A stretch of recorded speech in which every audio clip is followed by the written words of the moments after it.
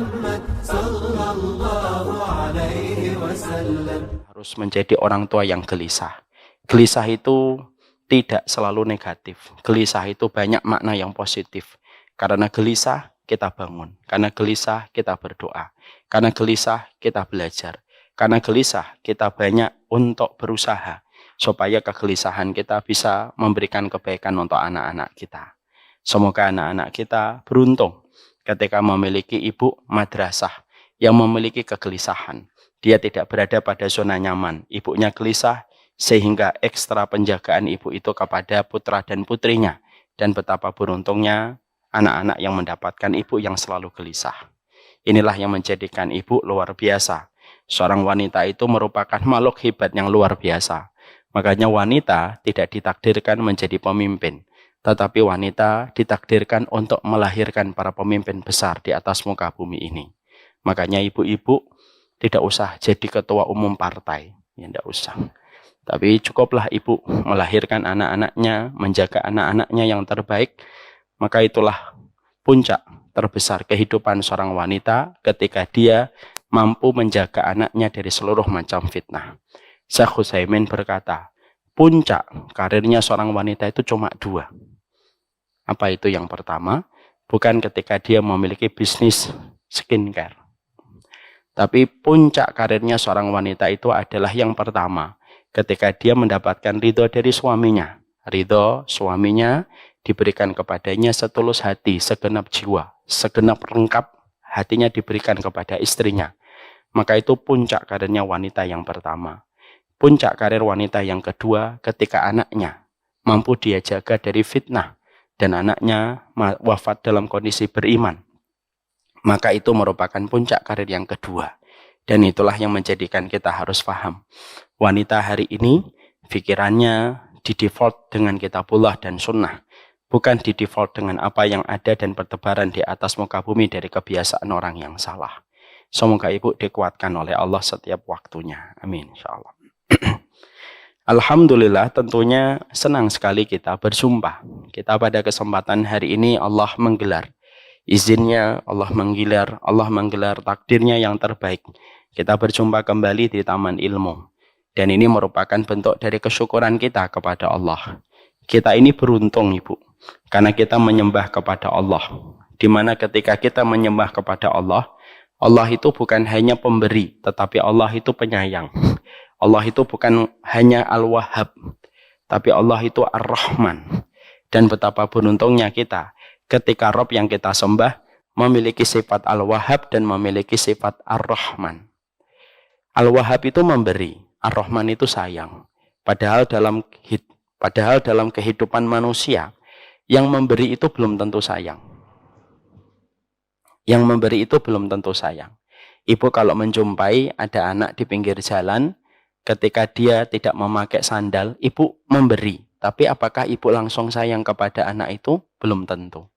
Kita memberi kepada tetangga kita yang tidak punya. Apakah kita langsung sayang? Belum tentu. Karena yang memberi itu belum tentu disertai dengan kasih sayang. Bisa jadi alasannya karena kasihan. Kasihan itu tidak negatif loh ya. Kasihan itu baik. Kalau Allah itu tidak kasihan sama kita tidak bisa masuk surga. Kasihan itu tidak selamanya negatif. Tapi yang memberi belum tentu sayang. Tapi kalau Allah ketika memberi kepada hambanya, Allah itu memberi bukan hanya sekedar memberi. Allah itu memberi dan juga menyayangi. Menyayangi makhluk yang diberi. Makanya ketika kita hidup, karena Allah itu menyayangi kita di dalam pemberian yang Ia berikan kepada kita. Perhatikan, kita ini tidak perlu meminta semua kebutuhan kita. Itu pun semuanya sudah di-cover kebutuhannya oleh Allah tanpa kita berdoa. Coba ibu, kalau zat yang kita sembah hanya memiliki sifat memberi, tapi tidak memiliki sifat Ar-Rahman. Setiap hari kita sibuk untuk meminta apa saja yang harus kita miliki untuk menunjang kebutuhan kita setiap hari. Ya Allah, oksigennya 3000 cc. Airnya 40 liter. Butir nasinya 2000 butir nasi. Jantung saya harus berdetak sekian kali dalam satu hari. Lambungnya harus begini, livernya harus begini ya Allah. Nanti tidak boleh bakteri masuk ke sini ya Allah. Virusnya harus dijaga. Tidak boleh kejatuhan benda, tidak boleh kejatuhan kelapa. Coba kalau kita memiliki Allah, di mana Dia tidak menyayangi kita, kalau ketika kita harus mendapatkan sesuatu, kita kerepotan setiap waktunya untuk meminta kepada Allah setiap malam. Mungkin setiap malam kita akan berdoa sampai subuh, belum sempat tidur, karena semua kebutuhan kita harus dilafadzkan secara langsung. Tapi lihat diri kita. Kita kalau malam tinggal tidur, kita tidak pernah berdoa, ya Allah besok mataharinya jangan terlalu panas ya. Kalau terlalu panas gosong kulit saya. Airnya jangan terlalu begini. Bakterinya nanti diatur ya Allah ya. Bakteri yang masuk harus lebih kecil daripada imunitas tubuh saya. Coba. Kita tidak akan pernah sempat untuk istirahat. Nah inilah yang menjadikan kita paham bahwasanya merenungi setiap nikmat itu bisa menjadikan kita tertunduk. Bahwasanya betapa sempurnanya nikmat Allah berikan pada kehidupan kita. Syukur itu gampang. Kalau parameternya kembali kepada nikmat yang Allah berikan kepada kita. Syukur itu susah. Kalau parameternya harus dihitung dari nikmat yang didapatkan sama orang lain. Kalau kita bersyukur, menghitungnya dengan parameter benda yang dimiliki tetangga kita dan belum kita miliki, mungkin sampai kita mati tidak akan kita bersyukur. Tapi kalau kita bersyukur, parameternya adalah dengan melihat betapa sempurnanya Allah memenuhi sebuah kebutuhan kita, tanpa kita berdoa, tanpa kita susah payah memohon kepada Allah, tapi Allah sudah hadirkan kebutuhan kita. Disitulah kita paham betapa bersyukur itu menjadi sebuah mata kehidupan yang tidak terpisahkan dari orang yang beriman. Makanya kurikulum orang yang beriman itu cuma dua. Sabarmu tanpa tepi, syukurmu tanpa tepi. Kalau sabar, ya sudah tanpa tepi. Karena sesungguhnya sabar kita berikan kepada Allah. Kalau syukur, syukurnya tanpa tapi. Syukur itu tidak perlu syarat. Nanti kalau saya sudah punya cucu Ustadz, saya akan menjadi hamba yang bersyukur. Nanti kalau sudah bisa umrah Ustadz, sekalian keliling Eropa, saya nanti baru bersyukur. Nanti saya kalau sudah punya anak Ustadz, baru bisa bersyukur. Syukur itu tidak pakai syarat. Kalau pakai syarat, maka itu bukan syukur, tetapi angka kalkulasi materialisme dan kapitalisme. Semoga kita menjadi hamba yang bersyukur kepada Allah dalam setiap kehidupan kita. Dan kata Ibnu Qudamah, siapapun yang bersyukur kepada Allah, Allah memberikan kepadanya 3. Allah memberikan ketenangan, Allah memberikan kelapangan, dan pastinya Allah memberikan kecukupan. Yang kaya belum tentu tenang. Yang pintar belum tentu lapang. Yang kaya belum tentu cukup. Maka sesungguhnya disitulah kita paham. Kesyukuran itu mendatangkan kelapangan, kesyukuran itu mendatangkan kecukupan, kesyukuran itu mendatangkan kepada kita ketenangan. Dan inilah yang menjadi harapan kita. Bukan bahagia yang menjadikan kita bersyukur, tapi bersyukurlah. Pasti kita akan dibahagiakan oleh Allah di dalam kehidupan kita. Kita pada kesempatan hari ini akan menyempurnakan kajian kita, yaitu mengetuk pintu hati suami kita. Part yang kedua. Part yang pertama, saya tidak tahu kapan, tapi yang jelas part yang pertama, saya menyampaikan ketika anak saya masih 7. Ya. Sekarang anak saya sudah 8. Jadi ternyata terbentang jarak yang luar biasa. Jadi insya Allah saya akan menyampaikan part yang ketiga, anak saya sudah 10 mungkin. Nah, saya masih ingat anak saya masih 7 saat itu. Betul, Om Agnes. Sekarang kita tinggalkan anak saya 8. Kita akan membahas. Pada part yang pertama kita membahas tentang bagaimana muqaddimah di dalam kita mengingatkan suami kita. Saya mencoba untuk mengingatkan kembali. Kenapa materi tentang mengetuk pintu hati suami kita ini menjadi materi yang cukup penting bagi kehidupan istri. Ini tidak membawa sponsor apapun. Ini tidak membawa pesan siapapun. Apakah ada pengurus Ustadz yang nitip bagaimana materi ini disampaikan? Tidak ada satu sponsor apapun.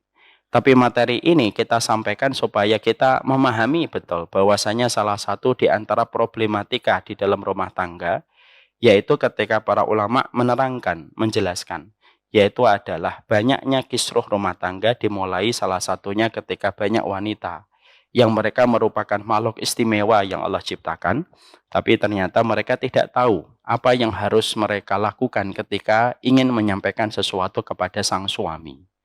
Padahal kebaikan suami sangat mempengaruhi kebaikan seorang istri. Lurusnya seorang imam sangat mempengaruhi seorang makmum. Tegak kebaikan yang dilakukan oleh seorang laki-laki sangat mempengaruhi seorang wanita. Dan itulah yang menjadikan kita semakin paham. Berarti menyampaikan bagaimana setiap pesan yang kita ingin sampaikan kepada suami itu penting. Kenapa? Karena kebaikan suami sejatinya kembali kepada kebaikan istri. Karena istri itu bermakmum dan suami itu adalah seorang imam. Dan inilah yang menjadikan materi ini cukuplah sangat penting. Sebagai bagian dari sebuah keterampilan seorang istri di dalam menyampaikan satu pesan, supaya pesan itu bisa memberi kelapangan dan kebaikan untuk seorang suami.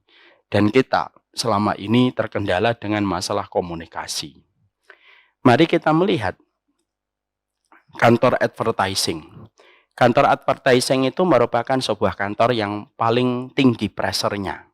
Kenapa? Karena sesungguhnya advertising itu membutuhkan kreasi dan inovasi yang luar biasa. Supaya setiap produk yang harus diiklankan itu message-nya nyampe kepada setiap customer. Dan akhirnya dibuat komunikasi yang singkat, padat, tetapi bisa untuk memorable, diingat oleh setiap customer. Supaya customer ketika dia mengingat iklannya secara memorable, maka akhirnya dia akan mudah untuk membeli produk itu ketika sedang ada satu kebutuhan. Dan itu merupakan salah satu di antara informasi yang kita tahu tentang masalah iklan. Bahwasanya membuat iklan, menyampaikan tentang iklan pasta gigi, menyampaikan tentang iklan misalkan bumbu, ternyata itu membuatnya tidak segampang yang kita pikirkan. Mungkin bahasanya iklan itu cuma setengah menit, tetapi pembuatannya bisa menelan waktu sampai 1 tahun. Risetnya, penelitiannya hanya untuk membuat sebuah iklan selama setengah menit. Supaya message-nya nyampe kepada setiap customer. Makanya kan kita ada beberapa iklan yang sampai sekarang masih ingat. Karena memorable-nya luar biasa. Contoh, kalau saya produk tahun 90-an, kalau ibu-ibu mungkin tahun 80-an ya. Jadi ada iklan yang terkenal sekali namanya iklan contohnya Cerebrofit. Ya kan? Iklan Cerebrofit, iklan supaya anak-anak pintar kalau minum Cerebrofit. Minum Cerebrofit supaya ranking 1. Ini ternyata kita mendapati bahwasanya iklan hanya setengah menit itu ternyata memerlukan ilmu yang jelimet. Inovasinya, kreasinya, supaya akhirnya message itu nyampe kepada setiap orang yang mendengar iklan itu. Sama pula dengan kita sebenarnya. Sebenarnya di dalam kehidupan kita berumah tangga, salah satu di antara keterampilan yang disampaikan para ulama yang harus difahami oleh seorang istri, bukan hanya keterampilan memasak, bukan hanya keterampilan ketika dia membersihkan rumah, ataupun ketika merawat dirinya dengan berbagai macam perawatan. Tapi salah satu keterampilan tingkat tinggi yang harus dipahami oleh seorang wanita, kata para ulama, keterampilan ketika dia mengingatkan suaminya, karena kebaikan suami berdampak besar pada apa yang terjadi pada keluarga itu. Karena apa? Kebaikan suami berdampak besar, sebagaimana dosanya suami kalau tidak diingatkan. Itu dampaknya bukan hanya kepada suami, tetapi dampaknya juga besar kepada keluarganya. Makanya maaf ya Ibu, kalau ada satu keluarga, sang suami melakukan dosa, sang istri melakukan dosa, sama-sama dosa. Mana yang lebih besar dampaknya kepada keluarga itu? Sang suami. Makanya ketika sang suami tidak menjalankan tugasnya untuk menjaga keluarganya di dalam kerangka kebaikan, dia memiliki gelar khusus di dalam sunnah, dinamakan dayus. Suami yang membiarkan kemaksiatan terjadi pada keluarga. Tapi kalau seorang istri ketika dia melakukan kemaksiatan, dosanya tidak sebesar suaminya dan dampak buruknya tidak sebesar sang suami. Itu menjelaskan kepada kita betapa luar biasanya di dalam kehidupan rumah tangga untuk mengingatkan sang suami. Karena bagaimanapun lurusnya seorang suami membawa kebaikan kepada apa yang terjadi pada keluarga itu. Nah inilah yang semakin kita memahami ini. Maka setelah kita memahami mukadimah ini, dan ini juga mukadimah yang telah kita sampaikan di pertemuan yang terakhir, mari kita membahas kepada kehidupan kita. Apa sih yang kita harus pahami ketika kita harus mengingatkan suami? Setelah kita mempelajari ilmu, setelah kita mempelajari nasihat di dalam kehidupan kita pengen sekali untuk mengingatkan suami kita pada poin-poin yang ingin kita sharing untuk mereka. Poin-poin ini kita ingin supaya suami kita memahami, supaya dia menjadi eksekutor dan menjadi orang yang merealisasikan poin-poin itu, supaya dampaknya itu kepada lokomotif di dalam pernikahan itu bisa menjadi lurus. Yaitu ketika sang suami yang mengambil tali kendali. Maka para ulama lalu mengatakan kepada kita, ada 10 poin yang harus diperhatikan setiap orang ketika mereka ingin mengingatkan suaminya, ingin meluruskan suaminya terhadap sesuatu yang ingin memperbaiki kualitas pada kehidupan berumah tangga, supaya ketenangan demi ketenangan akan didapatkan oleh keluarga itu, ketika keluarga itu dipimpin oleh seorang suami yang betul-betul membawa kebaikan kepada kehidupan keluarga. Makanya kan kita ingat ya, Ibu, ketika kita baru menikah, apa sih sunahnya kalau kita baru menikah, Bu? Suami istri kalau baru menikah, sunahnya apa? Apa? Mengecup kepalanya. Setelah mengecup kepalanya apa? Kenapa? Mengecup kepalanya. Bukan kepala sebenarnya. Keningnya. Kalau kepalanya kan di sini. Pertama mengecup keningnya. Lalu berdoa. Doanya apa? Mau sholat istikharah dulu? Apa doanya? Wah, berarti ibu dulu belum didoakan sama suaminya ini. Harus nikah lagi nih. Doanya itu adalah Allahumma inni as'aluka khairaha. Ya Allah, sabarkanlah hatiku ya Allah. Allahumma inni as'aluka khairaha wa khaira ma jabaltaha 'alaiha wa a'udzubika min syarriha wa syarri ma jabaltaha 'alaiha. Ya Allah, sesungguhnya aku meminta kebaikan wanita ini dan kebaikan yang Engkau anugerahkan di dalam kehidupannya, dan aku berlindung dari keburukan wanita ini dan keburukan yang Engkau anugerahkan di dalamnya. Ini kita berdoa ketika pertama kali kita menikah. Ibu-ibu nanti pulang, tolong ya, sampaikan ini nasihat pertama kepada sang suami. Harus hafal doa ini. Ini harusnya yang ikut kajian ini bapak-bapaknya dulu nih. Tidak apa-apa. Setelah itu sunahnya apa, ibu-ibu? Yang kedua. Setelah itu apa sunah yang kedua? Sholat. Sholatnya berapa rakaat? 2 rakaat. Dan di situ disebut dengan sholat sunnah ba'dal akad, yaitu sholat sunnah setelah akad. Kenapa ada sholat sunnah setelah kita melaksanakan akad ijab kabul? Mungkin setelah nyelamin tamu, lalu kita mengambil tempat khusus tersendiri, minta waktu kepada wedding organizer untuk kita sholat. 5 menit sampai 10 menit. Di situ dikatakan oleh para ulama, adanya syariat sholat setelah kita melaksanakan akad untuk memberi sebuah makna pada pernikahan. Bahwasanya tidak ada pemandangan paling indah kecuali pemandangan yang dibangun di atas ibadah. Sang istri melihat suaminya di atas sajadah, dan sang suami melihat istrinya sebagai makmum yang telah mengikuti dia dari gerakan pertama sampai gerakan salam. Di situ pula ada pelajaran kenapa ada sholat setelah kita akad, untuk memberikan kepada kita sebuah penegasan tentang sebuah makna yang tidak bisa ditawar. Sang suami adalah imam, seorang istri adalah makmum. Karena sholat berjamaah itu tidak mungkin dilakukan dengan 2 imam. Tetapi sholat berjamaah itu dilakukan dengan 1 imam, minimal 1 makmum. Dan itu yang dimaksudkan ketika kita habis sholat melaksanakan sholat sunnah 2 rakaat. Maka di situ pula akhirnya sebagian ulama mengatakan sang suami itu terkadang sebagai sebuah benda, maka sang istri itu terkadang merupakan sebuah bayangan. Kalau bendanya lurus, bayangan menjadi lurus.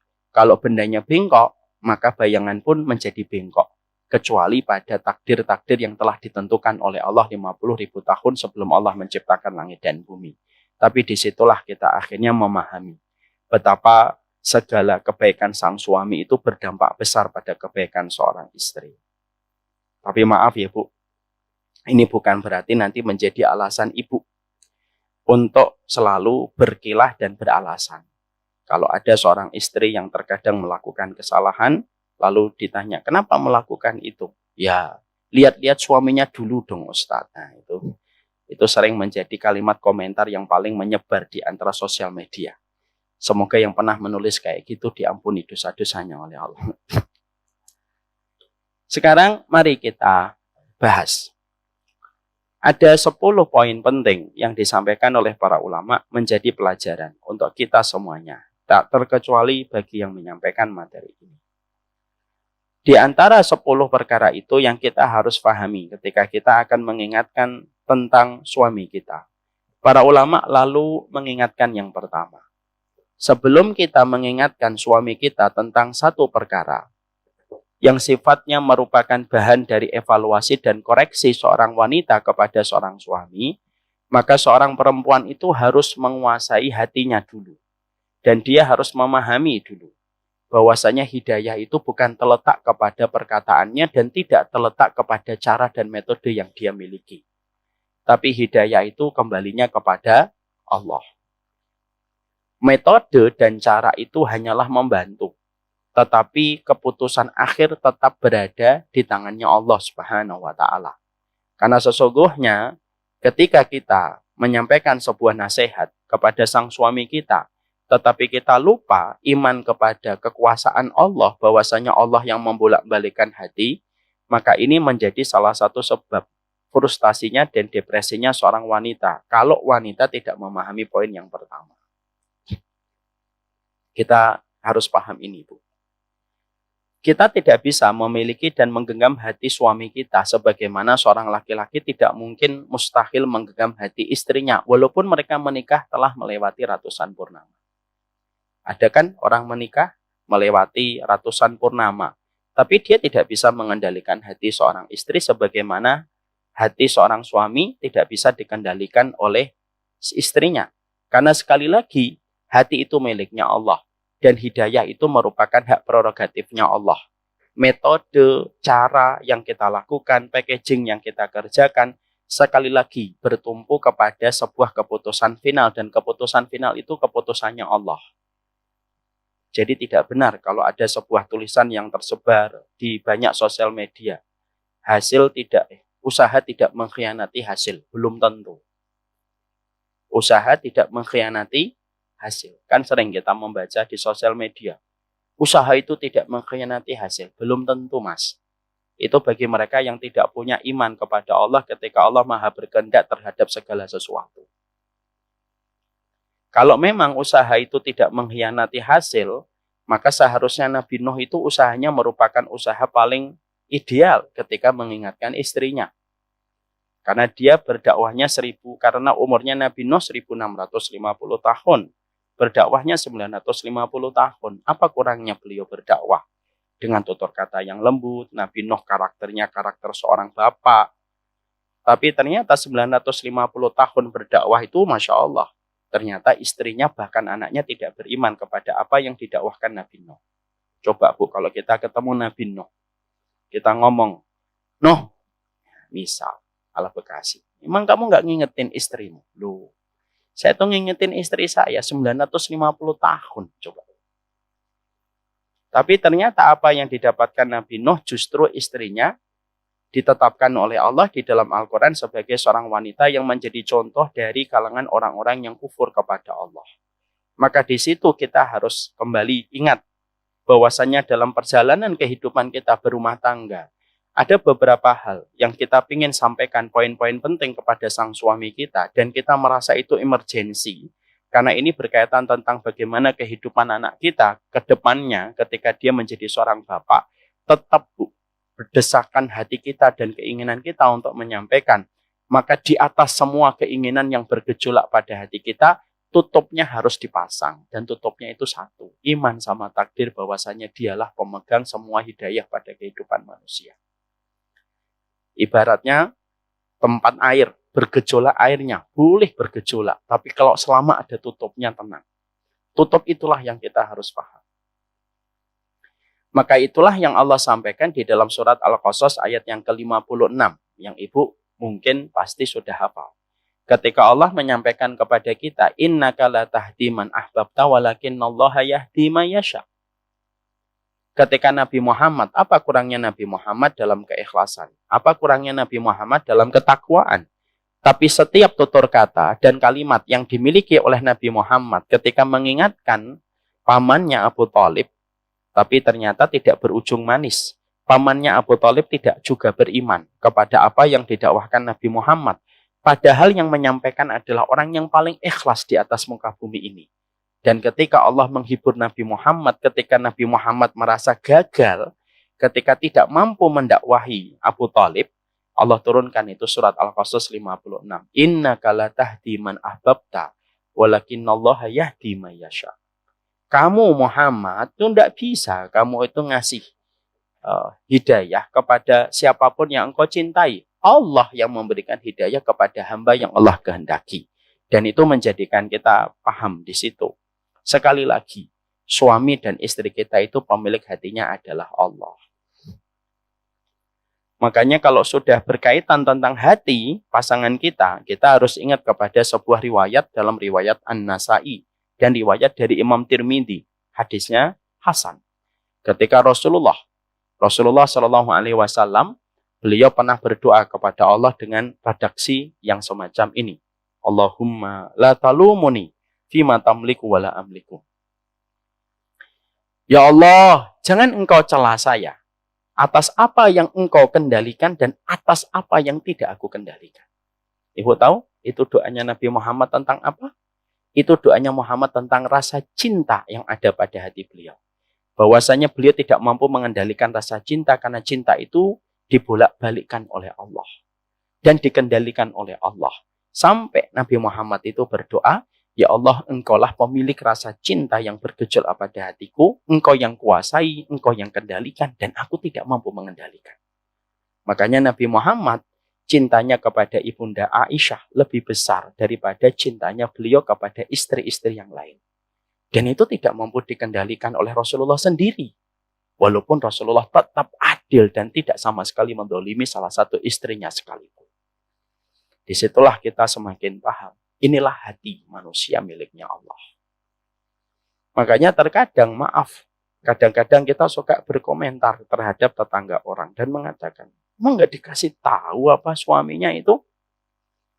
Ketika kita suka berkomentar tentang hal semacam itu di luar pagar, kita ini harus benar-benar menyadari. Kita tidak pernah tahu apa yang terjadi di balik pintu keluarga seseorang. Bisa jadi orang yang kamu tuduh tidak mengingatkan suaminya, bisa jadi dialah orang yang lebih tulus mendoakan suaminya dibandingkan kita kepada suami kita. Tapi apalah daya, wong hatinya manusia itu miliknya Allah. Gak ada orang yang suka dengan, tidak ada orang yang suka dengan problem yang terjadi pada kehidupan mereka. Maka itulah yang menjadikan kita akhirnya paham. Hati itu tetap miliknya Allah. Mending ibu, hati suami ibu. Hati kita saja tidak mampu kita kendalikan. Kita mampu mengendalikan hati kita? Tidak bisa. Kita ngomong ketika kita sudah mengikuti materi mental health misalkan. Jangan berpikir negatif. Kita ngomong, jangan berpikir negatif. Tapi pikiran kita masih negatif. Bahkan kita mengatur kapan ketawa dan kapan kita menangis pun tidak mampu kita kendalikan. Settingannya kita tidak mampu. Itulah manusia lemah. Hanya untuk mengatur kapan ketawa dan kapan nangis saja dia nggak bisa.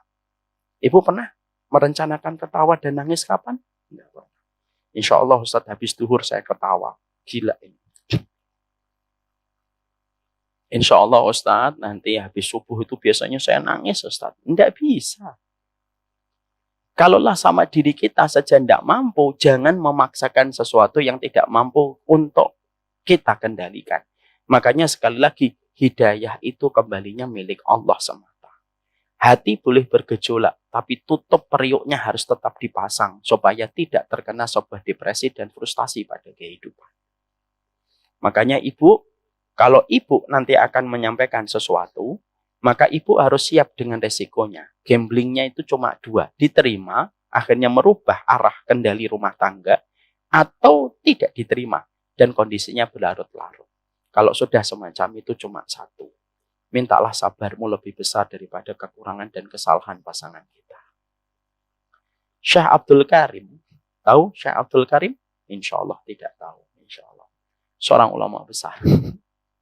Syekh Abdul Karim itu mengatakan kepada kita, terkadang kalau setiap nasihat yang sudah dilontarkan, tapi ternyata tidak tepat sasaran kepada hati yang kita tuju, kadang-kadang cara untuk menyikapinya adalah bersabar.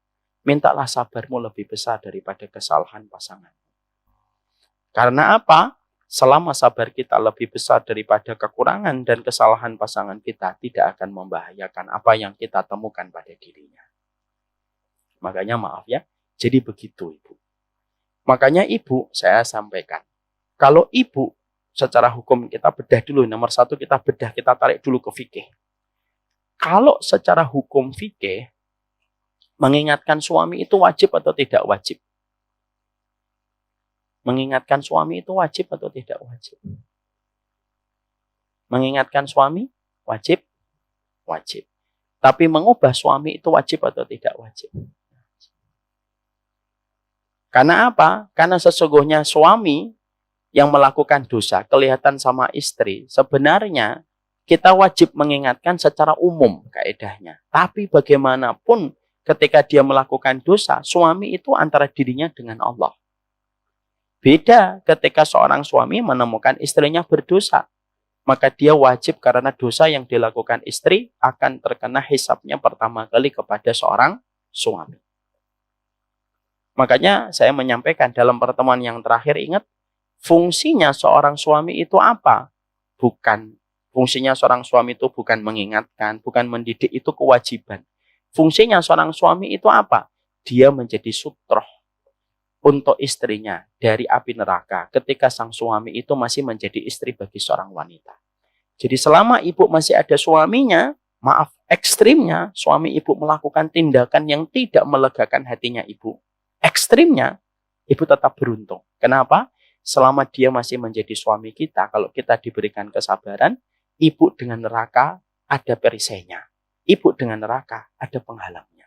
Dan penghalangnya dan perisainya itu adalah suami kita.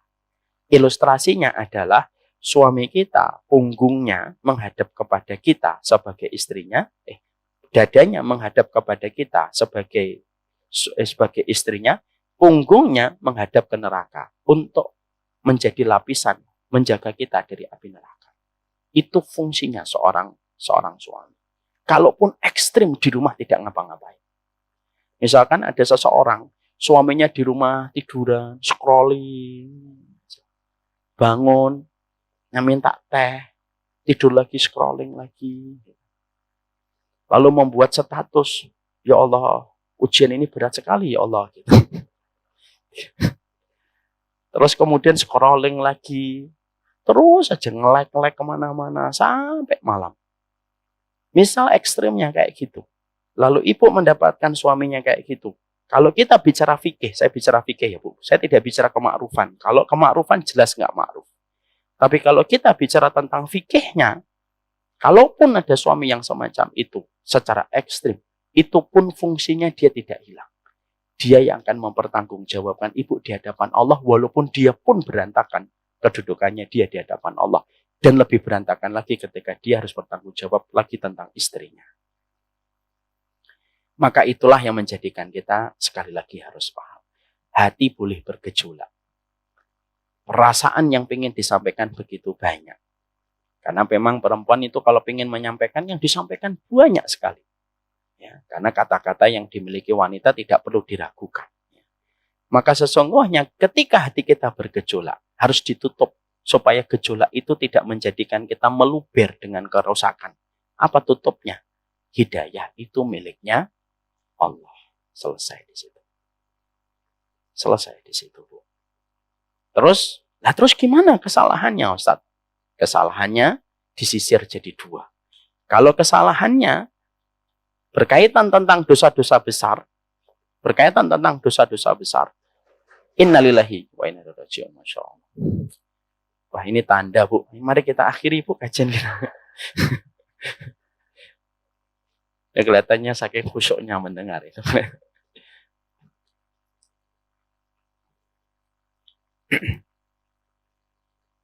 Sudah? Mari kita tinggalkan gejolak di belakang. Tetap ya bergejolak di belakang, tapi tetap tutupnya hidayah itu miliknya Allah. Saya tadi lupa mau ngomong apa, jadi Masya Allah. Apa? Oh ya, kalau ada seorang suami melakukan dosa, ini kembali ke fikih ya Bu ya. Semua itu harus dikembalikan sama ilmunya. Kalau ada seorang suami melakukan dosa, Ibu, maka disisir jadi dua. Kalau dosa itu dosa-dosa besar, lalu sang suami dalam posisi tidak mau untuk berhenti dari dosa-dosa besar, maka, kata para ulama, ibu lebih baik berpisah. Karena apa?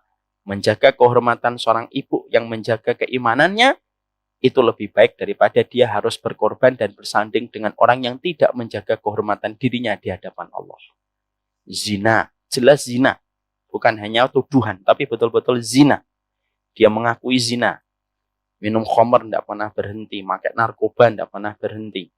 Ini termasuk definisi orang-orang yang telah jatuh di dalam urusan dia menjadi seorang suami, dan wanita apabila mendapati sang suami yang melakukan dosa-dosa besar dan tidak ada komitmen untuk berhenti, sang istri boleh untuk berhenti dan tidak melanjutkan pernikahan, dan dia tidak dosa.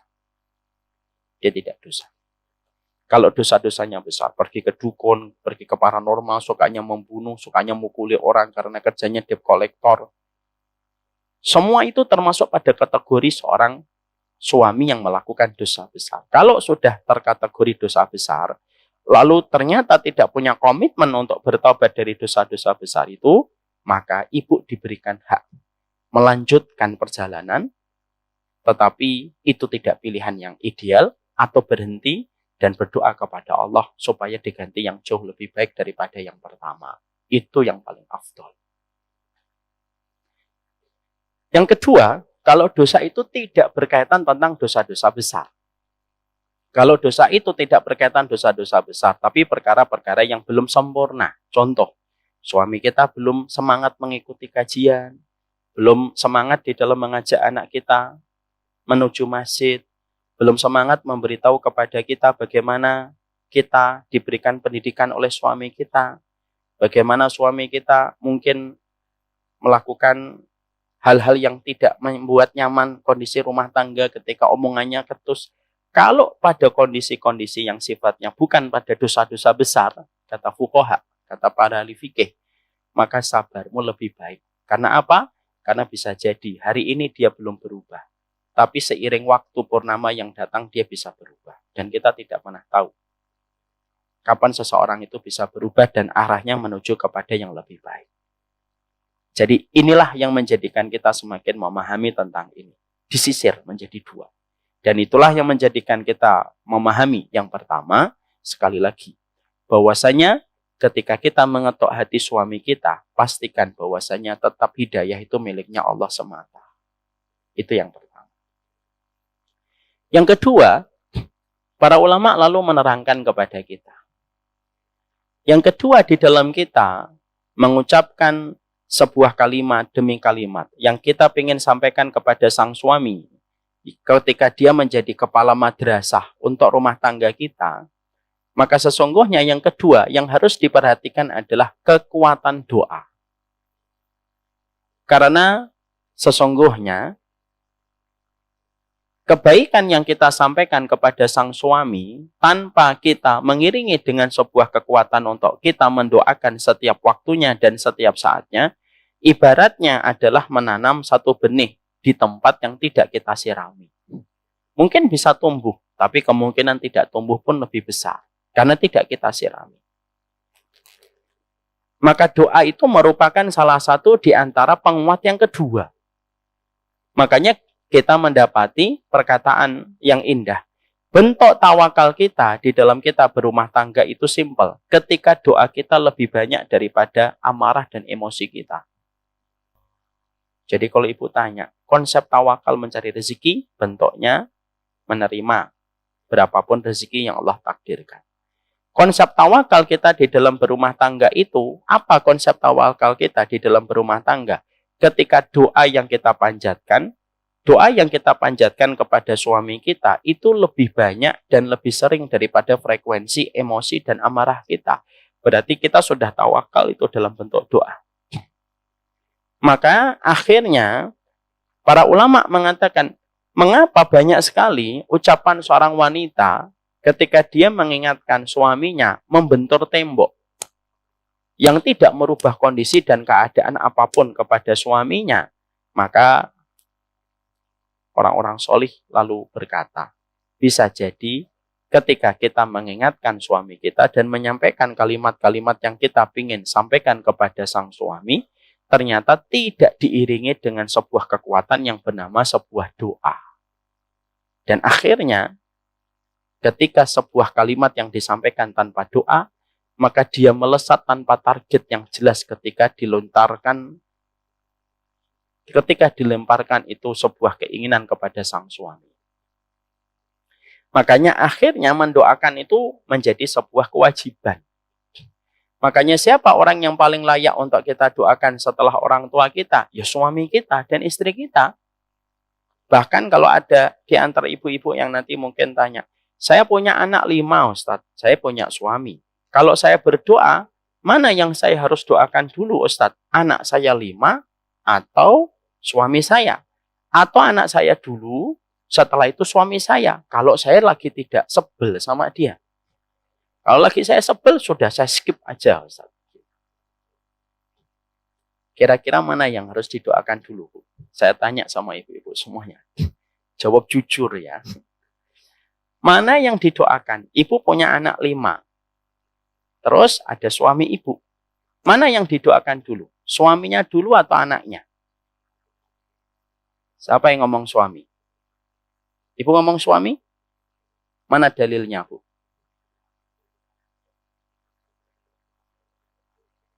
Suami dulu atau anak? Mana dalilnya, Bu?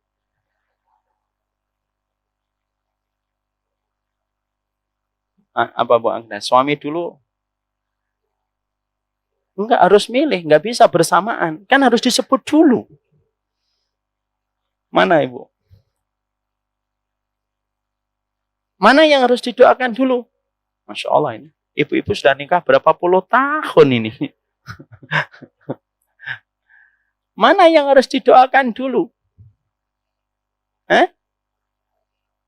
Siapa yang mengatakan suami? Ibu, mana dalilnya Bu? Dalilnya ibu paham kok. Yakin saya hafal dalilnya. Siapa yang bisa menjawab dalilnya saya kasih hadiah. Siapa tadi yang ngomong? Siapa itu Ibu? Coba lihat sih Bu. Ke sini Bu. Ya. Apa dalilnya Bu? Dari mana? Surat Al-Furqan 74-nya. Ibu dapat hadiah. Hadiahnya minuman Bu. Enggak. Hadiahnya nanti buku.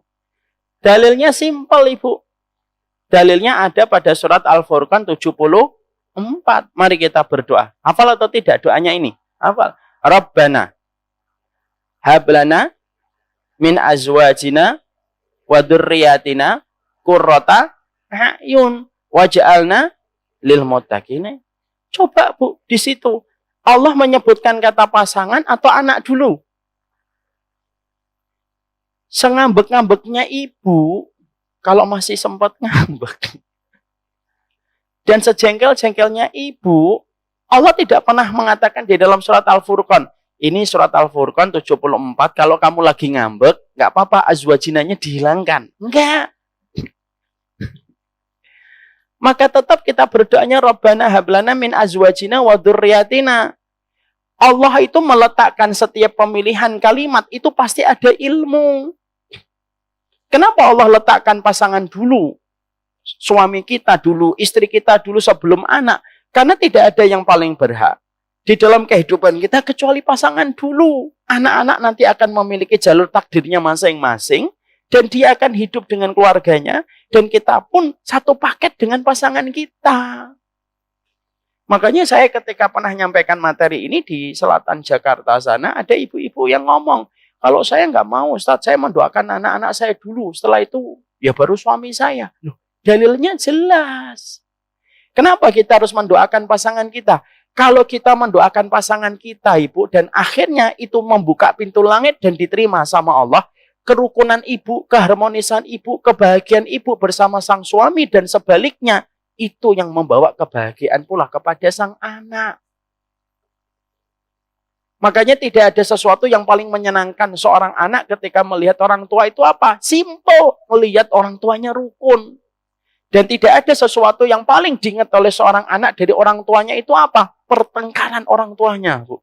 Itu tidak akan pernah dihapus selama-lamanya. Maaf ya, Bu, saya cerita. Misalnya, orang tua saya dengan izin Allah, Masya Allah, mereka menikah hampir 55 tahun lebih dalam kondisi baik. Tidak jarang bertengkar. Tapi pernah bapak dan ibu itu bertengkar sekali-sekalinya seumur hidup saya. Ketika saya masih kelas 2 SD. Bapak pulang dari luar, ibu habis nyuci, bertengkar. Memorinya itu sampai sekarang tidak bisa hilang. Walaupun setelah itu tidak pernah sama sekali bertengkar, puluhan tahun. Ya kalau bertengkar paling-paling diem-dieman. Kalau ibu saya ngomong sama bapakmu, ini bertengkar biasanya. Kalau ibu-ibu ketawa, ibu pelakunya juga. Tapi Masya Allah, sekalinya pertengkaran ini itu pernah terjadi di depan mata saya saat itu tidak pernah bisa terhapus. Didefrak bisa, tapi dihapus tidak bisa. Karena apa? Manusia itu disetting tidak bisa mendelete pikiran dan memori. Terutama kalau sudah membekas. Makanya maaf ya, kalau akhirnya para psikolog itu hati-hati ngomong kepada kita, hati-hati Bu sama tontonan anak. Pornografi itu tidak bisa dihapus. Hanya bisa didefrak, Bu. Ibaratnya laci, lacinya banyak. Kalau anak terkena konten pornografi, ditaruh itu memorinya tentang pornografi yang paling bawah. Tapi kadang-kadang bisa naik ke atas di momen tertentu. Kembali ke tadi, maka sesungguhnya di situ kita mendapati mendoakan pasangan dulu itu lebih diutamakan. Makanya kadang-kadang kenapa nasihat-nasihat kita terkadang membentur tembok yang begitu keras dan tidak menimbulkan respon dan reaksi yang baik yang datang dari pasangan kita. Mungkin kita jujur deh, ngaku bahwasanya kita belum khusyuk mendoakan namanya dan menyebutkan namanya di hadapan pemiliknya, yaitu adalah Allah. Tahajud kita kurang menyertakan namanya. Sujud-sujud kita yang panjang begitu pelit menyebutkan namanya. Dan ketika kita diperintahkan untuk menyebutkan namanya, bahkan menyebutkan namanya sebelum menyebutkan nama anak kita, kita pun lebih ikhlas menyebutkan anak kita daripada menyebutkan nama suami kita ketika kita sedang terkena gelombang kecewa. Ya, makanya ada kata-kata bagus dari seorang ulama. Kalaulah seorang wanita mencintai suaminya sebagaimana dia mencintai anaknya, maka pasti semua wanita di atas muka bumi ini masuk surga. Cuma masalahnya cintanya wanita kepada anak itu biasanya lebih besar daripada cintanya dia kepada sang suami. Kecuali yang diberikan rahmat oleh Allah. Makanya yang kedua, mendoakan. Dan mendoakan itu merupakan apa? Senjata, Ibu. Ibu tahu senjata? Kita lihat, ya, kita lihat tukang es kelapa, Kang Junet namanya yang suka muter. Kang Junet itu selalu membawa kelapa kemana-mana. Apa yang kita bayangkan kalau kita beli kelapa, lalu Kang Junet tidak membawa golok? Mas, es kelapa. Bentar ya, Ustaz, 2 jam ya? Loh, kok 2 jam? Saya nggak bawa golok. 2 jam pun belum tentu selesai. Tapi ketika Kang Junet itu membawa golok, nggak sampai 5 menit. Es kelapanya mau dikasih jeruk, Ustaz? Boleh, nggak apa-apa. Maka akhirnya kita mendapatkan es kelapa seger dalam waktu tidak sampai 10 menit. Kenapa? Dibantu dengan golok senjatanya Kang Junet. Doa itu sama, Bu. Karena kita hari ini dituntut di sosial media semuanya harus diposting. Akhirnya apa? Kita meremehkan doa. Lalu kita lebih suka untuk menyindir pasangan kita lewat Instagram Story. Lalu merasa bahwasanya itu nanti lebih ngena kepada sang suami daripada doa. Tidak bisa, Bu. Tidak bisa. Makanya kenapa akhirnya para ulama mengatakan kalau terjadi pertengkaran, matikan handphone kamu. Karena yang rusak itu ketika sudah disampaikan di depan orang banyak. Masalah itu kalau sudah diceritakan sama orang, nggak akan selesai. Semakin banyak kepala tahu, semakin susah menentukan objektivitas atas masalah yang sudah diceritakan. Coba Ibu lihat, ada keluarga, satu pihak menceritakan masalahnya. Di atas 75% tidak akan selesai masalah keluarganya. Kenapa? Sudah terlalu banyak kepala yang mengambil inisiatif sendiri dan kesimpulan sendiri. Makanya sampai dikatakan apa? Haram. Haram dibuka. Dan siapa yang menahan untuk tidak membuka itu yang biasanya akan diberikan oleh Allah keberkahan pertolongan. Makanya kembali ke tadi, doa. Doa itu senjata. Dan kalau Ibu tahu bahwasanya itu senjata, senjata itu butuh 3 komponen. 1, kekuatan orang yang memegang senjata.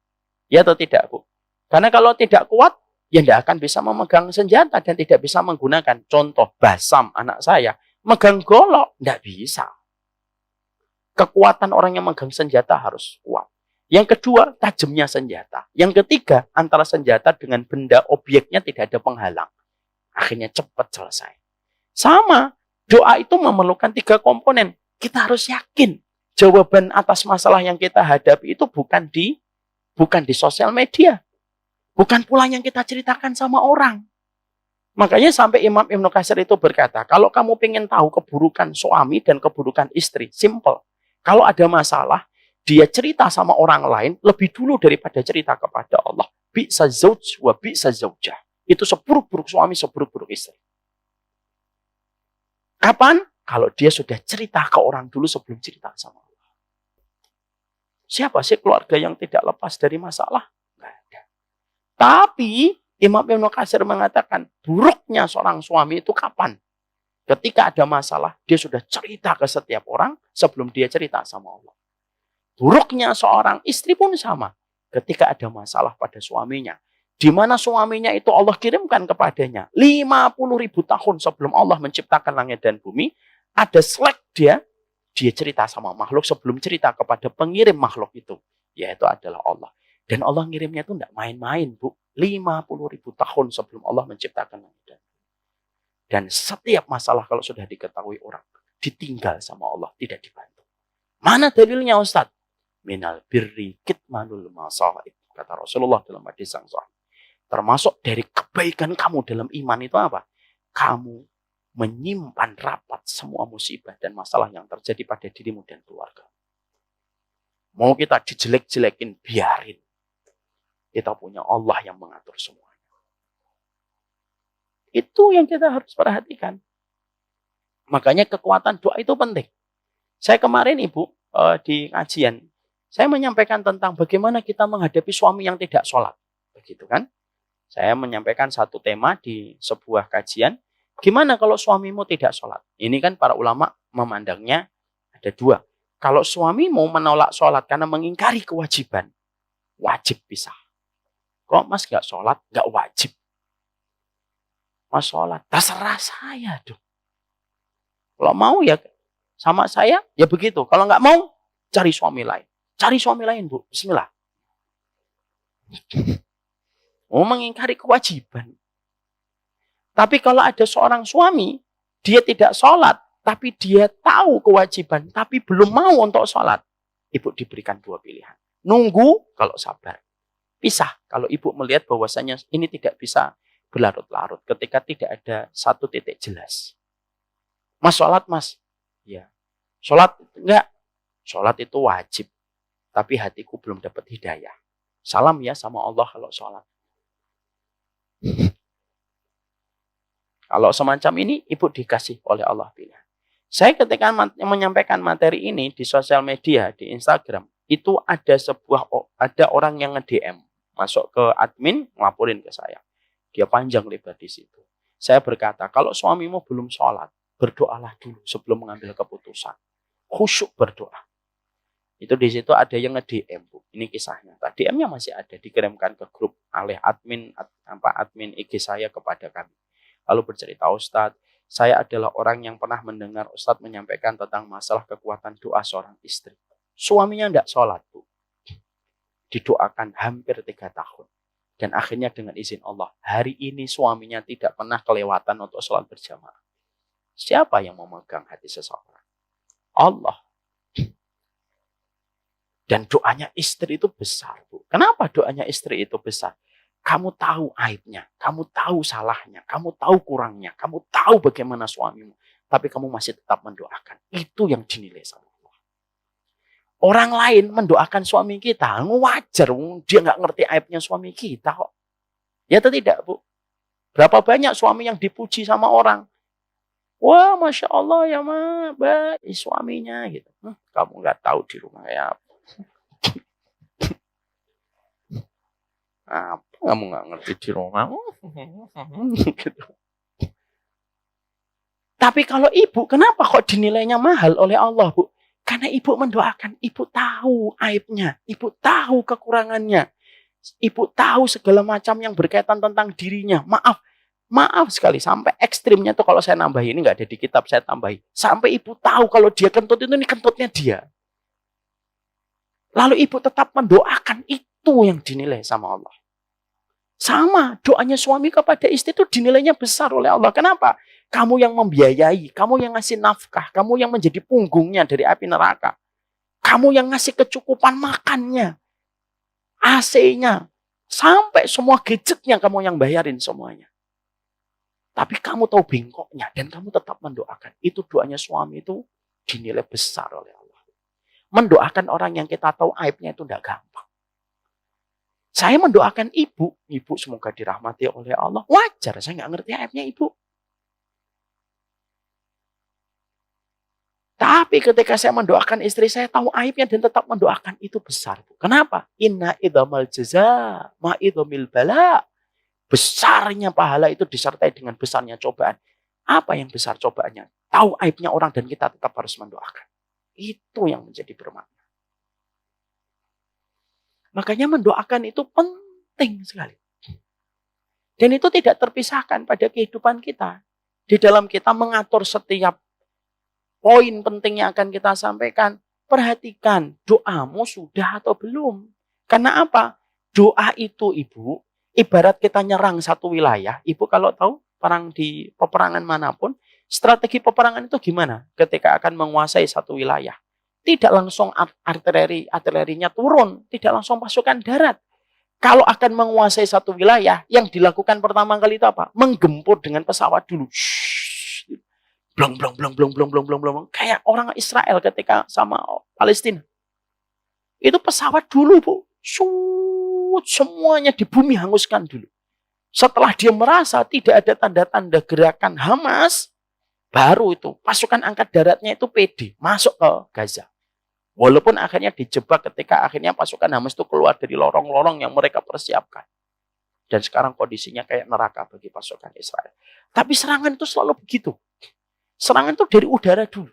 Makanya Hamas ketika nyerang pada tanggal 7 Oktober itu kan dari udara dulu. Walaupun sederhana. Para layang dia. Karena nggak punya pesawat tempur. Sama, Bu. Kita ketika menginginkan target, kita lock itu target kita. Maka ngelock target itu dengan apa? Doa dulu. Ya Allah, ini suami saya. Ini suami saya, ya Allah. Kalau subuh belum ngajak anak-anak ke masjid. Kapan anak saya dikenali malaikat siang dan malaikat malam? Kapan akan dikenali oleh malaikat siang dan malaikat malam? Maka ketika kita dalam kondisi semacam itu yang kita lakukan dan kita kerjakan itu apa? Yaitu adalah mendoakan dulu. Memaksimalkan dulu. Supaya akhirnya doa itu betul-betul membuka jalan. Dan akhirnya memberikan kemudahan bagi kita. Untuk mendapatkan apa yang kita inginkan. Insya Allah. Hal-hal kayak gini tuh Ibu. Yang harusnya para suami itu harus paham. Seorang ibu pengen ngaji, anaknya nangis. Padahal ibunya pengen sekali dapat ilmu. Makanya sedih sekarang. Kalau generasi Z ibu,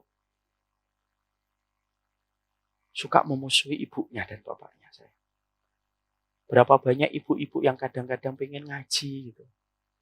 Anaknya nangis-nangis gitu. Nanti giliran ketika ibunya ada salah dikit, anaknya nyalahin orang tuanya. Semoga ibu itu dikasih kelapangan dan kesabaran. Jadi itulah yang kedua. Jadi berdoa itu ibaratnya adalah memastikan serangan itu tepat. Dibuka dulu wilayahnya, didoakan dulu. Dan akhirnya itulah yang akan mengubah banyak kondisi. Mungkin ibu nanti akan tanya, Ustadz, sudahlah realistis aja. Oke, realistis. Berapa lama saya harus mendoakan? Ini. Jawabannya tidak pernah keluar angka. Bisa 1 tahun, 2 tahun, bisa 3 tahun, 4 tahun. Sesuai dengan apa yang Allah tunjukkan kepada ibu. Karena apa? Setiap doa, itu Allah selalu memberikan kepada kita kondisi ibu. Sebagai sebuah tanda bagi kita untuk membaca. Jadi map readingnya itu harus kita baca. Kalau ibu berdoa, dalam perjalanan 1-2 tahun, sudah ada perubahan dikit-dikit, walaupun masih dikit-dikit. Perubahan itu sebenarnya sebuah jawaban dari Allah. Tunggu, perubahannya sudah aku kirimkan. Tapi ketika ibu berdoa, tapi tidak ada sama sekali tanda-tandanya, sama sekali tanda itu tidak pernah keluar sama sekali. Kalau tandanya tidak pernah keluar sama sekali, istikharah. Minta kepada Allah. Apakah berpisah itu jawaban yang terbaik? Ustadz, kalau saya sholat istikharah, lalu saya tahu jawaban itu betul-betul datang dari Allah, itu bagaimana? Ada 3 kondisinya. Kalau ibu sudah sholat istikharah, lalu ibu mencari jawaban atas sholat istikharahnya itu. Kalau ibu setelah istikharah, ternyata keputusan ibu untuk berpisah dimudahkan oleh Allah. Dan semua perkara mendukung itu. Orang-orang sholih di sekitar ibu mengatakan, iya bismillah. Orang-orang yang mereka itu ma'ruf, bijak ketika melihat masalah yang ibu dapatkan ketika ibu konsultasi, bukan untuk curhat. Mengatakan, iya harus berpisah. Dan memang tidak ada penghalangnya. Sang suami juga tidak merasa keberatan ketika kita ajukan perpisahan, maka pilihan Allah itu adalah berpisah. Kalau Allah gampangkan untuk berpisah. Atau yang kedua, kalau setelah kita sholat istikharah, kondisinya tidak berubah sama sekali. Dan ternyata kondisinya memang belum berubah. Ya. Tapi ternyata orang-orang sholih di sekitar kita ternyata menghalangi. Mengatakan, coba mbak, sabar dulu. Terus ternyata banyak sekali peristiwa-peristiwa yang membuat kita akhirnya itu mulai ragu dengan keputusan kita. Ketika kita melihat, oh ternyata dia mulai melembut. Ketika ada perubahan dikit-dikit, maka ketika itu terjadi, kata para ulama, itu jawaban dari Allah, tidak. Yang ketiga, ketika kamu sholat istikharah, minta apakah ini harus pisah ataukah tidak, maka masih suram, kita tidak ngerti nih, yang Allah mudahkan itu yang mana, maka disitulah kita wajib untuk berkonsultasi sama orang yang alim untuk meminta petunjuk. Jawaban istikharah saya kemana, wahai syekh? Jawaban istikharah saya kemana, wahai ustaz? Dan itu menjadi sebuah poin yang terakhir kalau semua kondisi sudah tidak menemukan hasil. Itu yang kedua. Yang ketiga, apa yang harus kita lakukan? Yang ketiga, ketika kita mengetuk hati suami kita adalah bagaimana ketika kita menyampaikan keinginan kita kepada sang suami itu, kalau kita belajar dari apa yang dikatakan oleh Iyas bin Muawiyah, maka perhatikanlah kondisi dan perhatikanlah waktunya. Karena memperhatikan kondisi dan waktu itu sangat mempengaruhi hasil dari apa yang kita sampaikan.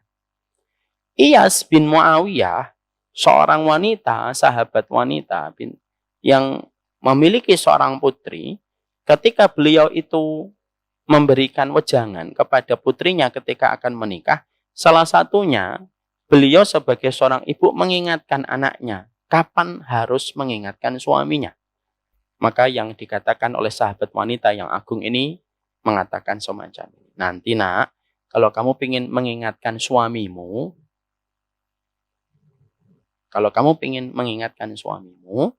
jaga makannya dulu. pastikan suamimu tidak dalam kondisi lapar. Yang kedua, yaitu adalah pastikan suamimu tidurnya cukup. Sehingga nomor 3, teknisnya ketika kita mengatakan kepada suami kita itu apa? Memperhatikan kondisi laparnya dan kondisi matanya. Karena kata Iyas rahimahullahu ta'ala radhiyallahu anha mengatakan, karena seorang laki-laki itu sangat terpengaruh dengan kondisi matanya dan kondisi perutnya, Bu. Sehingga ketika kita ingin menyampaikan sesuatu kepada suami kita, ketika dia dalam kondisi lapar, tidak nyampe. Dan ketika kita mengatakan kepada suami kita, ketika kondisinya lagi lelah, ibu lalu menyampaikan, tidak nyampe, Bu. Pastikan tidurnya cukup dulu. Dan pastikan makannya itu dia sudah dalam kondisi cukup. Terlebih lagi ketika makanan-makanan yang menjadi favoritnya kita masakkan dan sudah dia makan. Baru kita mengatur apa proposal yang ingin kita sampaikan kepada sang suami. Ini termasuk salah satu teknis. Ini termasuk salah satu teknisnya. Makanya maaf, ibu ketika melihat ada sesuatu yang tidak benar, yang ibu jumpai, dan ibu ingin menyampaikan nasihatnya itu kepada sang suami, jangan ketika dia pulang dari kantor ketika dalam kondisi kelelahan, ditambah lagi terkena macet yang panjang. Macet 3 jam di pintu tol Bekasi Barat.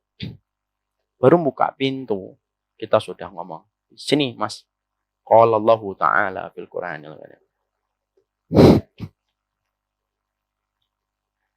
Bu, gak mumet suaminya, alhamdulillah itu. Maka sesungguhnya itu termasuk salah satu keterampilan untuk mengatur. Sebagaimana ketika kita memastikan makanan yang kita suguhkan adalah makanan yang dia senangi. Karena apa? Karena terkadang sesuatu yang berat, tapi terkadang disertai dengan metode yang tepat, itu nyampe. Makanya ketika ada seorang suami, ketika dia diperhatikan masalah tidurnya dan masalah makannya, lalu dia sudah tercover dalam persoalan itu, maka insya Allah, maka apa yang disampaikan oleh seorang istri mudah masuk. Apabila disertai dengan syarat-syarat yang lainnya, supaya nyampe. Maka akhirnya akan menjadi sebuah perenungan untuk seorang suami. Ketika 2 perkara itu diperhatikan. Makanya maaf, kalau ada seorang istri, jarang memperhatikan tidur kualitas dari suaminya, jarang memperhatikan makanan yang dikonsumsi sama suaminya, tapi terkadang dia sudah menyebutkan berbagai macam komitmen yang harus direspon oleh seorang suami. Susah, Bu. Seorang suami tidak akan bisa merespon dengan maksimal apa yang diucapkan oleh seorang istri ketika kebutuhan basicnya tidak terpenuhi. Kebutuhan basic untuk tidur dan kebutuhan basicnya untuk makan yang cukup, supaya dia bisa merespon apa yang dikatakan untuknya. Iya. Makanya ketika Ibunda Aisyah menceritakan tentang 11 wanita yang diceritakan kepada Rasulullah, kapan Ibunda Aisyah menceritakan satu persatu tipe seorang suami, maka Ibunda Aisyah itu menceritakannya itu habis Isya, Bu. Setelah Rasulullah istirahat, setelah Rasulullah mau istirahat dalam kondisi sudah tenang, akan berbagai macam pikirannya, kondisinya sudah dalam kondisi kecukupan perutnya, baru cerita apa yang perlu diceritakan kepada suaminya. Nah, ini penting. Karena bagaimanapun kita harus memahami betul bahwasanya kondisi teknis itu sangat mempengaruhi. Ya. Makanya ada yang namanya istilah prime time. Kan ada namanya istilah prime time dalam iklan. Makanya kenapa prime time itu ketika di televisi kadang-kadang habis Isya itu jauh lebih mahal harganya, rate per iklannya. Karena pada waktu itu waktu efektif ketika manusia sudah istirahat, habis mandi, pulang dari kantor, habis makan, dia duduk ngeliat TV. Makanya rate iklannya itu menjadi lebih mahal. Kalaulah pemasangan iklan saja, slotnya terpengaruhi dengan prime time dan bukan prime time, supaya setiap pesan dalam setiap produk bisa nyampe kepada customer, Dan iklan yang dipasang habis Isya itu biasanya jauh lebih mahal daripada iklan yang dipasang jam 1 siang. Itu ngasih bukti kepada kita, Iyas binti Muawiyah itu betul. Ketika seorang sahabat wanita itu mengatakan kepada putrinya, jangan sekali-kali ngomong serius ya sama suamimu ketika dia belum tidur, dan jangan ngomong serius sama suamimu ketika dia belum cukup makannya. Ya. Masak dulu, Bu, kalau memang mau masak. Atau pesenlah soto kudus gitu. Soto Betawi. Suruh makan dulu. Makanya kadang-kadang kalau ya saya, kadang-kadang kalau istri saya masak masakan kesukaan saya udah curiga nih ngomong apa habis ini. Nah biasanya habis dimasakin tuh ada ngomongan serius. Kalau saya tuh suka, Bu, makanan selain makanan ini tuh saya suka, kesukaan saya itu dimasakin gimbap sama istri saya. Kalau dimasakin gimbap tuh saya udah pikir ini mau ngomong apa ya habis ini. Tapi ya enggak apa-apa, kita habis makan enak, nyaman, ngobrol pun jadi enak. Makanya itu termasuk salah satu di antara hal, mungkin sifatnya teknis, tapi terkadang menjadi hal yang diremehkan. Akhirnya apa? Menjadi sebab pertengkaran. Kalau sudah menjadi sebab pertengkaran, meninggalkan memori yang tidak nyaman. Sehingga akhirnya termasuk salah satu di antara perkara yang kita harus memahami tentang perkara itu adalah ingatkan bahwasanya ketika kita harus menyampaikan itu pada kondisi waktu yang tepat ketika kita menyampaikan. Dan maaf ya Ibu, jangan mengingatkan suami terus-menerus. Terutama ketika mengingatkan suami di depan anak. Tidak boleh itu. Termasuk salah satu tidak beradabnya seorang istri, itu bukan hanya ngomong kasar sama suami. Tapi ketika dia mengingatkan suami, ketika suami ngomong apa di depan anak, lalu kita begitu gampang mengatakan, gak gitu mas. Ini gak boleh. Apa yang terjadi Ibu? Anak Ibu tidak lagi memandang sang bapak itu adalah kepala keluarga. Akhirnya apa? Yang dipandang adalah ibunya kepala keluarga. Dan kalau itu sudah terjadi, fitrah kehidupan anak jadi rusak. Ibu kalau pengen nyampaikan sesuatu, tunggu anaknya pergi. Ngomong yang baik, tarik. Mas, kalau menurut saya kayak gitu ternyata nggak cepat loh. Kenapa? Sang laki-laki sebagai kepala keluarga itu tetap harus dijaga. Maaf ya Bu, saya tuh kalau membelikan barang, saya tuh kan nggak punya online shop. Yang punya istri. Tapi setiap dia membelikan barang, selalu saya ngomong, pastikan bahwasanya anak tahu yang membelikan abinya. Kenapa itu penting Bu? Supaya dia paham bahwasanya sang bapak itu pahlawan bagi keluarga. Makanya kenapa sampai akhirnya parenting hari ini tuh sampai gini ya. Kalau ada medali yang pernah diperoleh seorang bapak itu dituruh, nempel di dinding. Bukan apa-apa, bukan untuk pamer. Supaya sang anak itu menganggap hero-nya itu ya bapaknya. Kenapa hari ini penting Bu? Sekarang kita berada pada kondisi fatherless. Orang itu tidak lagi memiliki figur seorang bapak dalam kehidupan rumah tangga. Makanya, maaf, sampai menjaganya itu dalam kondisi semacam itu. Dan jangan mengingatkan secara terus-menerus. Kenapa? Mengingatkan terus-menerus itu akan membawa kebosanan. Makanya maaf ya, khutbah Jumat yang paling baik, yang panjang atau yang pendek? Yang pendek. Kalau panjang khutbah Jumat, kira-kira apa responnya dari para jamaah? Ngantuk. Nguapnya dikerasin. Wah. Kalau enggak batuk-batuk. Kalau enggak ngeliatin jam. Kenapa? Karena manusia itu fitrahnya enggak suka lama. Makanya Islam, sunnah itu selaras dengan fitrah. Lu sampai urusan kadar, durasi, menyampaikan kebenaran, itu pun diatur dalam Islam. Kalau seorang khotib saja diatur paling lama itu 20 menit sudah, jangan lebih daripada itu kalau bisa. Maka sesungguhnya itu pun sama. Mengingatkan tidak boleh terus-menerus, Bu. Mengingatkan suami pagi ngingetin, mau pergi kantor ngingetin lagi. Nanti baru aja naik mobil, WA lagi. Baru jalan, voice note dikirim lagi. Ingat mas, matanya dijaga, matanya dijaga. Nanti baru nyampe, mas, matanya mas. Mengingatkan secara terus-menerus itu akhirnya menjadikan apa? Orang itu akhirnya apa? Dia itu bosan. Dan akhirnya apa? Dia resisten terhadap sesuatu yang berlebihan. Makanya dalam Islam, kenapa ngaji itu tidak boleh terlalu sering, Ibu? Saya sudah sampaikan terus berulang-ulang ini. Ibu tuh kalau ngaji sehari tuh gak usah 3 kali, 4 kali, Ibu. Malah bosan nanti. Sehari Ustaz, saya ngaji di sini, Baitul Rahman. Nanti di Baitul Jihad. Nanti di Ramadan, Ustaz. Pokoknya karir saya ngaji itu luar biasa.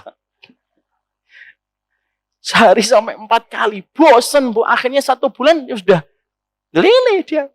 Ngaji Mbak, sudah tamat semua Ustaz. Makanya Imam Nawawi mengenali sebuah kaidah di dalam kitabnya Riyadhus Shalihin, al-iktisadu fit ta'ah. Sederhana, ketika mengingatkan itu sederhana. Makanya kajian ilmu kayak gini itu sebenarnya tidak sehat ini. Dari setengah 10 sampai jam 11. Udah terlalu lama ini sebenarnya. Cuma materinya baru nomor 3. Ini sebenarnya sudah terlalu lama. Kenapa? Menciptakan kebosanan, penat. Akhirnya orang pingin ke kamar mandi. Padahal di kamar mandi nggak ngapa-ngapain gitu. Maka sama. Kata para ulama, selain kita tidak boleh mengingatkan, harus memperhatikan kondisinya, bagaimana tidurnya, bagaimana makannya. Jangan pernah mengingatkan di depan sang anak-anak. Termasuk di dalamnya jangan terlalu sering. Karena apa? Mengatur ritme ketika menyampaikan itu penting. Dan ini yang terkadang sering kita tidak perhatikan. Makanya akhirnya yang ketiga ini menjadi sebuah masalah yang kita harus perhatikan. Terutama ya Bu ya, jangan pernah nyela. Apapun ketika sang suami lagi ngomong sama anak, itu sama sekali tidak bagus. Kalau Ibu pernah melakukan itu istighfar. Kenapa Bu? Apa yang terjadi? Nanti akhirnya figur seorang ayah berkurang drastis di depan kehidupan anak. Karena apa? Halah, papa mah mana berani sama mama. Kalau anak kita sudah berpikir kayak gitu, itu berarti tidak sudah fitrah itu. Ibu jangan malah seneng. Betul nak. Mama dilawan nak. Ini kalau ada orang kayak gini suruh ngaji di Baitur Rahman. Paham? Poin nomor 3 ini? Paham. Ya. Makanya akhirnya itu menjadi salah satu perkara yang cukup sangat fundamental pada kehidupan ketika mengingatkan seorang suami. Yang keempat Ibu, ini yang terakhir ya, nggak bisa kita bahas semuanya. Yang keempat, pilihlah nada-nada dan intonasi-intonasi yang rendah. Karena mengingatkan seorang suami, kalau Ibu pakai intonasi tinggi, nggak nyampe Bu, demi Allah nggak nyampe. Pemilik dominasi suara tinggi, suara alto, itu laki-laki. Makanya ketika ada laki-laki mendapatkan seorang wanita yang dia nikahi karena dia ingin mendapatkan kelembutan, tidak ada laki-laki itu yang menikahi perempuan itu. Kenapa kamu nikahin dia? Suaranya kayak laki-laki. Ya ada. Maka sesungguhnya perempuan itu pemilik suara kelembutan. Makanya Allah terangkan itu di dalam salah satu ayatnya kan. Allah itu menyampaikan di dalam salah satu ayatnya itu. Surat Al-Ahzab 32. Ini merupakan ayat secara umum pelajaran pada surat Al-Ahzab 32. Itu mengingatkan bahwasanya ibu-ibu dan kalangan wanita tidak boleh terlalu lembut kalau ngomong kepada laki-laki yang bukan mahramnya. Suaranya biasa saja. Tapi ayat ini juga memberikan kepada kita sebuah pelajaran. Apa pelajarannya? Sifat basicnya perempuan yang baik itu ngomongnya lembut di dalam rumah, bukan di luar rumah. Maka akhirnya dari surat Al-Ahzab 32, inilah yang menjadikan para ulama itu menerangkan kepada kita. Apa yang diterangkan? Perempuan itu ketika mengingatkan suaminya, mereka itu harus memakai fitrah yang Allah berikan kepadanya dan perhiasan yang Allah anugerahkan kepadanya. Apa fitrah yang Allah berikan kepada perempuan? Apa anugerah yang Allah berikan kepada perempuan? Suara yang lembut dan intonasi-intonasi yang rendah. Ibu, saya membaca sebuah penelitian di Amerika, sudah diterjemahkan dalam bahasa Indonesia, dalam jurnalnya. Ternyata masalah di Amerika, banyaknya percekcokan dalam rumah tangga itu ternyata disebabkan karena intonasi dan nada. Karena nadanya sudah naik, responnya naik juga. Sehingga akhirnya salah satu di antara seni keterampilan tingkat tinggi ketika seorang wanita menyampaikan sesuatu kepada sang suami, Masya Allah ya, sebelum jurnal Amerika ini dibuat, para ulama itu sudah mengatakan dalam surat Al-Ahzab 32, perempuan itu kalau menggunakan suara intonasi rendah itu pasti lebih nyampe kepada sang suami daripada kita memaksa keluar dari fitrah keindahan kita, pakai suara tinggi itu fitrahnya laki-laki, Bu. Makanya kenapa laki-laki ketika mendapatkan suara yang tinggi, responnya itu kayak laki-laki kepada laki-laki. Kenapa? Karena dia merespon suara tinggi. Dan kita harus paham, Bu, bukan petir yang menumbuhkan tanaman, tapi tetesan air hujan yang tenang yang menumbuhkan tanaman. Kalau ibu kayak petir jedar-jedar, tidak tumbuh itu dalam rumah. Dan kita ini kalau sudah ngingetin perempuan, kalau sudah ngomong keras gitu, akhirnya apa? Setiap laki-laki ketika mendapati seorang wanita sudah keluar dari koridornya, itu yang tidak akan pernah bisa menumbuhkan hati. Maaf ya Ibu. Makanya kenapa kalau kita bertengkar, kenapa kok manusia itu kalau bertengkar suaranya kok keras, Bu? Karena hatinya lagi jauh. Ya atau tidak? Ada nggak orang yang bertengkar? Mas gimana sih Mas? Nggak apa-apa Masya Allah. Nggak ada. Kalau bertengkar tuh suaranya langsung tinggi, Bu. Kenapa? Orang bertengkar itu suaranya tinggi karena hatinya lagi jauh. Ketika hatinya lagi jauh, dia naikkan volumenya, Bu. Padahal semakin dinaikkan volumenya semakin gak nyampe. Karena bukan halilintar yang menumbuhkan tumbuhan, tetapi hujan yang tenang menumbuhkan tanah. Makanya akhirnya orang itu kadang-kadang kalau bertengkar rumah tangga, keras gitu, suaminya atau istrinya ngomong, apa kamu ngomong? Coba ulangi lagi. Ngomong udah keras, suruh ulangi lagi. Padahal 5 rumah itu sudah kedengaran, itu lagi bertengkar itu. Karena apa? Ternyata sebelum jurnal yang saya baca dari Amerika itu dibuat, ternyata para ulama itu di dalam tafsir sudah menyampaikan fitrahnya perempuan itu pakai nada-nada rendah.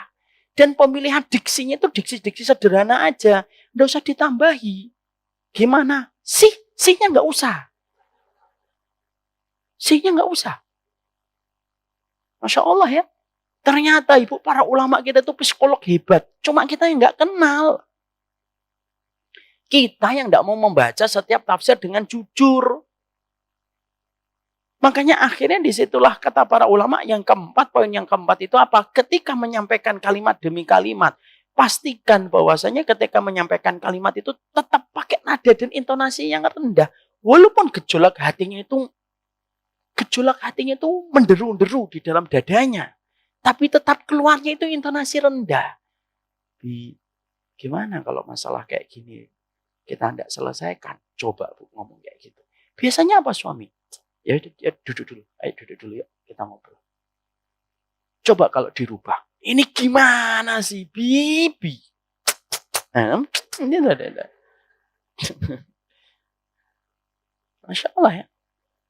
Makanya akhirnya ketika di sini disampaikan bahwasannya di dalam surat Al-Ahzab 32, maka disampaikan fala takhdha'na bil qaul. Jangan kamu merendahkan suaramu. Kenapa? Suara perempuan itu basicnya memang rendah.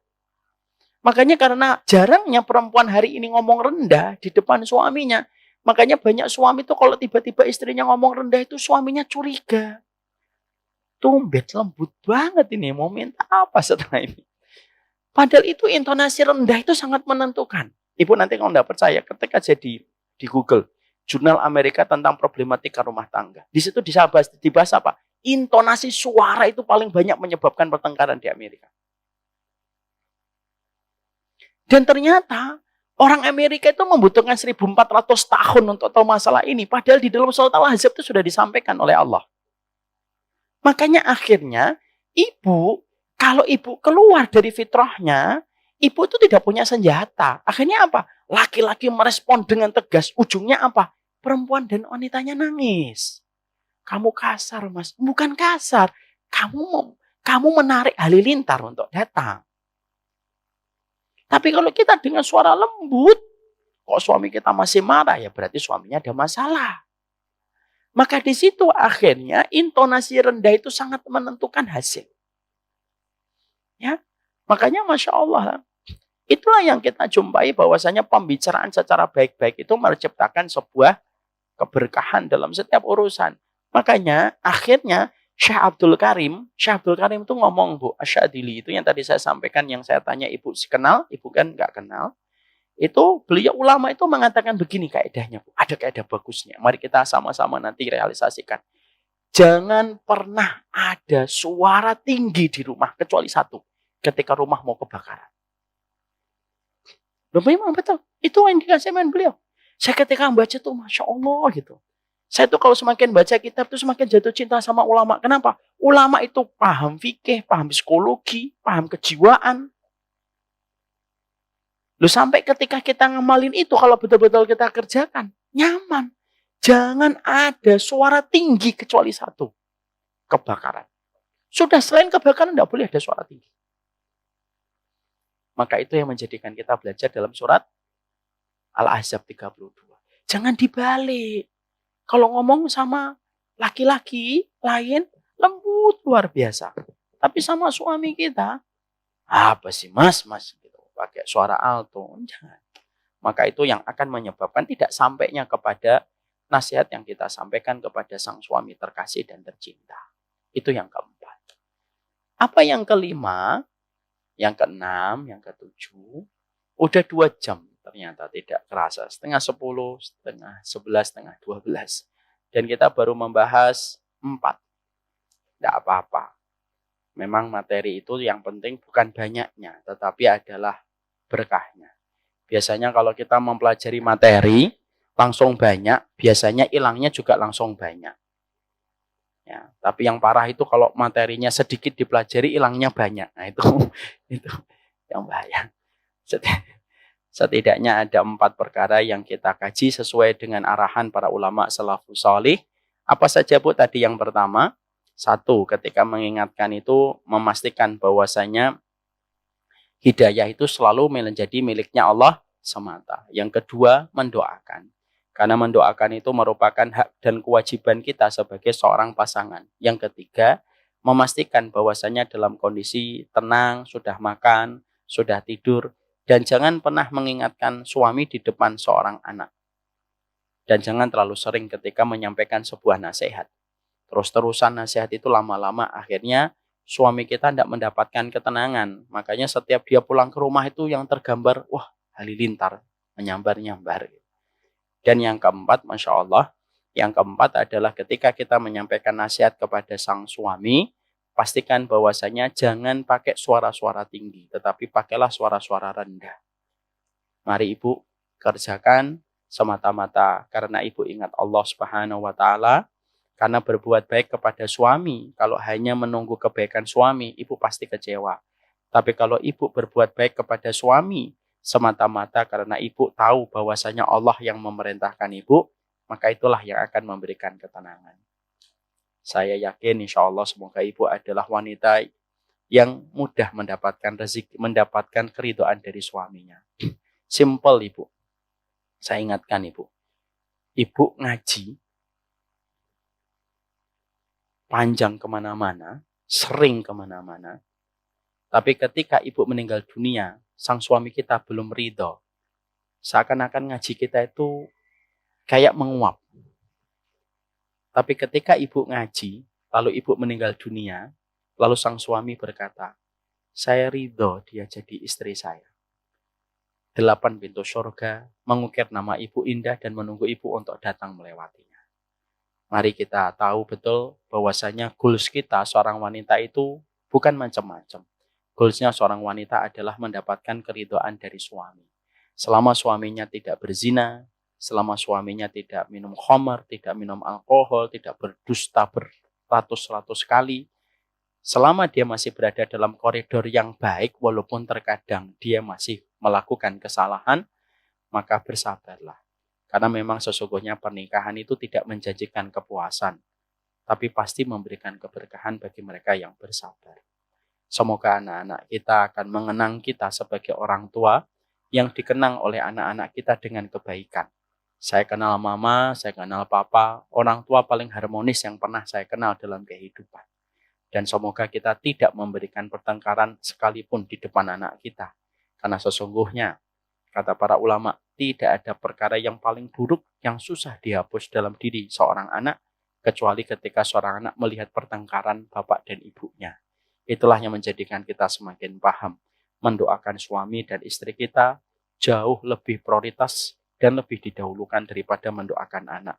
Anak akan menemukan jati dirinya, anak akan menemukan alur takdirnya masing-masing, dan kita pun akan menemukan alur takdirnya kita bersama dengan pasangan kita. Dan itulah yang menjadikan kita harus mengerti. Semoga anak-anak kita terjaga dari segala macam fitnah kehidupan ini di dunia dan di akhirat insya Allah.